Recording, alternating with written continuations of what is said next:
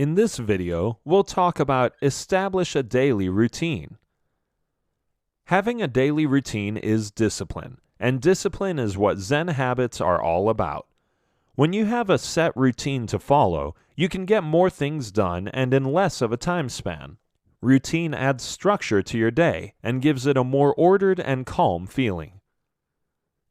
As you move through your day, you know exactly what to do, and this simplifies your workday and personal life. With a time slot allotted to different tasks, you can better manage your day without crowding it too much. But perhaps the biggest benefit of having structure is that it puts you in charge. You decide what's important and needs attention first. To make things easier, you can divide up your routines into daily and weekly tasks. If you're able to stick with these for at least 1 month, they'll become lifelong habits. It's not only planning your daily and weekly chores that need attention, but also how you take care of yourself during this time. You also need to establish healthy habits as part of your routine, so you can take care of your body and mind in order to keep up with your planned schedules. How do you do that?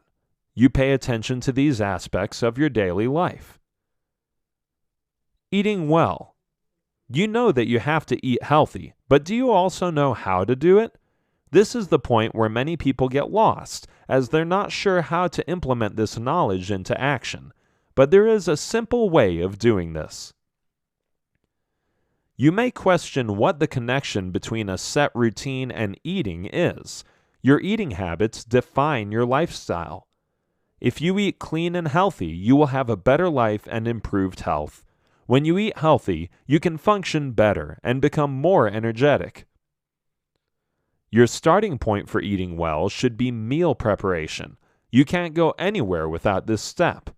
This will give you a fairly good idea of what you'll eat and what you'll have to stay away from.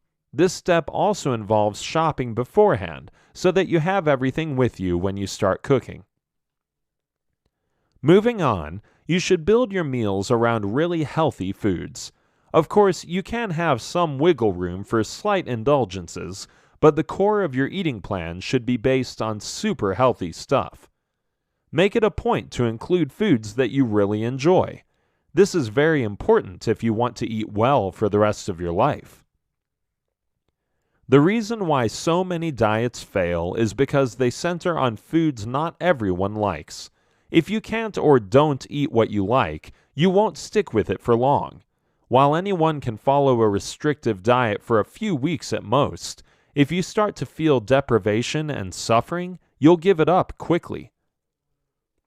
So the key to eating well all the time is to choose healthy and enjoyable foods. You can also add in variety and mix up the plan every now and then, but the key is to stay with foods you love. Another aspect is food preparation. Keep your recipes simple, for you don't want to be slaving over the stove endlessly. Choose meals that are quick to prepare and use fewer ingredients. This way you'll save up on time as well as money.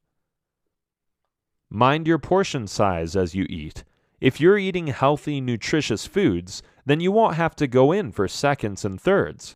What you eat in one serving should be enough to last you till your next meal. Exercise. When establishing a daily routine, it is important that you make exercise a part of your routine. Exercise not only keeps you fit, but also keeps you happy and has a mind-calming effect.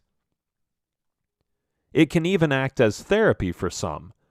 In general, people who exercise tend to be more active and happier than those who don't, but it may not be the easiest habit to stick to. Oftentimes, people start out exercising with a lot of energy and enthusiasm. They tell themselves they'll run for 30 minutes every day, or that they'll hit the gym daily. But the problem with this is that such a goal becomes too hard to sustain for long. You may be able to do it for a few days, but then you burn out and the whole thing becomes a drag. You may also tell yourself that you'll work out, eat healthy, quit desserts, and go cold turkey on the soda all at the same time. This approach also creates problems because there are too many goals to deal with all at once.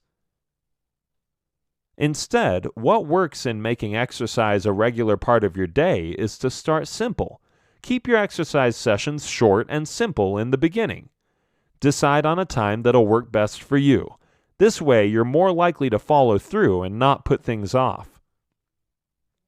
Start off with a 15 to 20 minute session and stick with it for at least 2 weeks. As your body gets used to exercising, you can then start prolonging your sessions and adding more intensity, but try not to up the duration and the intensity at the same time. As you exercise, make sure that it's something you enjoy. As in the previous point, if you don't enjoy what you eat, you'll give up healthy eating altogether. The same goes for exercise. If you don't enjoy what you do, you'll stop doing it. Remember that recovery is an important part of exercise. You may not need to have a rest day if you're only working out lightly for 20 minutes or so. But as you progress towards more advanced sessions, make sure to add in rest days to give your body a chance to recover. On your rest days, indulge in some very light exercise, such as going out for a walk. The point is to never actually skip a day, as this makes creating a habit more difficult. Do something that keeps you moving, even though very slightly. This will keep your habit formation going. Lower stress. While a stress-free life is really not possible, you can try and lower your stress levels considerably. It's possible because many of the things you stress about are unnecessary. For most people, stress stems from things like meeting deadlines, dealing with difficult people, job uncertainty, competition, conflicts, not enough time, and an overall sense of being swamped by too much. When things get out of control, you start to stress out. If you want to lower stress levels from your life, then you need to have some sort of a method to do so. For instance, you need to recognize the signs of stress. When you feel the stress coming on, pause and take notice. You may feel this as a physical sensation of rushing and crashing down, or may recognize it as a headache coming on. Whatever the signs, you need to stop and slow down. If you feel that you're not in control any longer, just stop doing whatever is bringing on this feeling. You need to recognize that you can't be in control all the time, so don't let it get the better of you. Know that you can't do everything at once, so pick and choose your tasks wisely. Narrow your scope to bring things in perspective and renegotiate your commitments. Choose only what is doable and focus on one thing at a time. As you fully give yourself to that one thing, feel the tension melt away and relax into the moment. Accepting what's going on will make you better at lowering stress than trying to fight it. If people bring you stress, shy away from them and stay with others who make you feel good.